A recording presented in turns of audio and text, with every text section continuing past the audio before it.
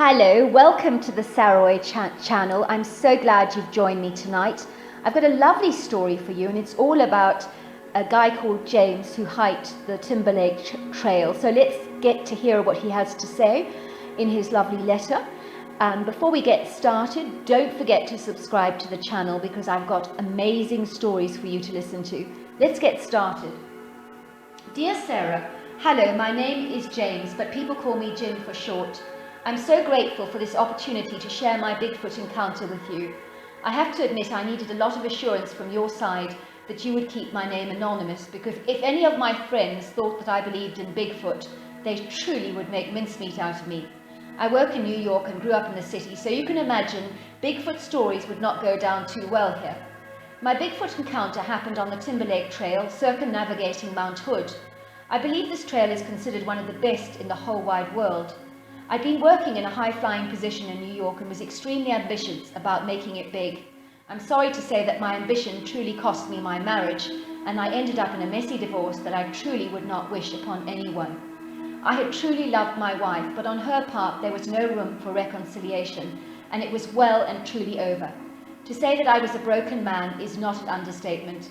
I felt as if my life was over, and there were times I almost thought of ending it all. Luckily, I had a friend who had been on the Timberlake Trail before, and he told me how amazing it was. He told me that I should take some time for myself to reconnect with the world, to take stock of things, and to just begin to rebuild my life. I had been working indoors for so many years and barely ventured out into nature, so I knew my friend was right. This was probably the best thing I could do to get on with my life and start again, so to speak. I am not a very fit person, but I didn't care. I was taking a few weeks leave from work, and I was going to take it easy for a while and get back to nature. I packed a backpack with everything I would need, with things like a folding saw so that I could cut my own firewood. I took a 2-man tent, sleeping bag, pre-packed freeze-dried camping food, trail mix, fire starters, a torch, rifle, first aid kit, and everything I could possibly need for my journey, including several books I'd been needing to read for years. I started my trail late the first day, and on that night I set up camp at Pacific Crest the first night. Luckily I dressed very warmly, and so I had a good night's sleep, because the temperature did get down to 36 degrees. I woke up the morning feeling strangely refreshed. I had decided I was going to take things very easy. There was no point in doing the 40 miles a day that some people did. Besides, being a city slicker for so long, I was not very fit, and I just wanted to meditate on my life. So I made a lovely fire, a cup of hot chocolate, and ate some of my rations, and then I proceeded to read my book. Like I said, I was in no obvious hurry. I was taking life easy from now on, and it felt good to be back in nature. People who live in the country may take things they see, such as insects and bugs, for granted, but for me, all these things were a whole new world. It was like really getting back into nature, and I was loving every minute of this casual way of just being one with the earth. I was so wrapped up in my book that hours had slipped by, and I knew I needed to get moving. I did not want to be staying at the beginning of the trail on my first night, so I decided to make tracks after eating a hasty lunch. Luckily, I had not seen any hikers yet. The walking was exhausting and very tiring, and after a few hours, because it was all uphill, I started to get extremely hot, so I removed some clothing. It was at that moment that I noticed the most wonderful camping spot that I so nearly missed. Truly, it would be difficult for a man to notice this clearing, because it was under a ledge, almost like a hidden cave, right next to a beautiful stream. Most hikers will walk straight past it and never ever see it. That was how hidden it was. Also, even if I went back on that Timberline trail, I doubt I'd ever find it again, because it was that inconspicuous. I was so pleased with my spot I had found, and my body was aching from walking and being unfit, that I decided I would stay at this clearing for a couple of nights. It's unlikely I would be seen by other hikers, so I could read my book, enjoy the landscape, and when I was ready, move on again with the trail. I almost felt like a child again, carefree and just enjoying nature. I realized I'd not even thought about my ex-wife, not even for a moment, because the scenery was awe-inspiring and beautiful, and it was difficult to feel down when the day was so lovely. A couple of nights passed with ease, and I was beginning to feel really relaxed. I was already reading my second book. I decided to get some more water from the stream so that I could boil another pot of warm water on my miniature gas stove, and would you believe it, I tripped and sprained my ankle. The pain was excruciating, and I could barely walk, but luckily I had plenty of supplies, a couple more good books to read, and I was in no hurry to get going. I had told people not to expect me back soon because I intended to take my time, and now I really had to take my time because I was not able to walk on this painful ankle in a hurry. Anyway, to cut a long story short, this was when my Bigfoot experience started to happen.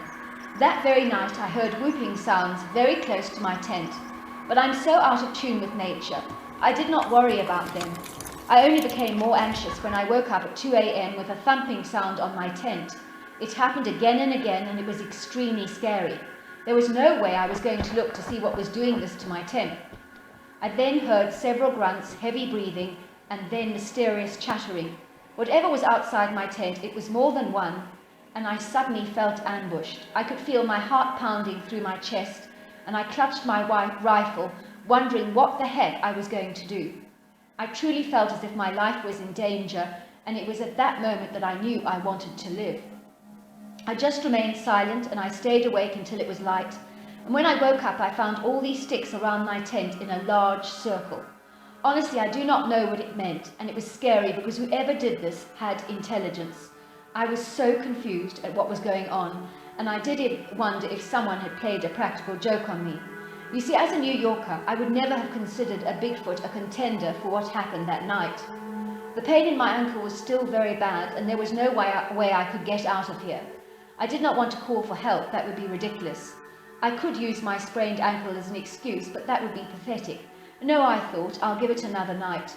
Somehow the daytime had made me braver, but as nightfall approached, I felt myself becoming increasingly anxious again, but before I knew it, I had fallen into a deep sleep.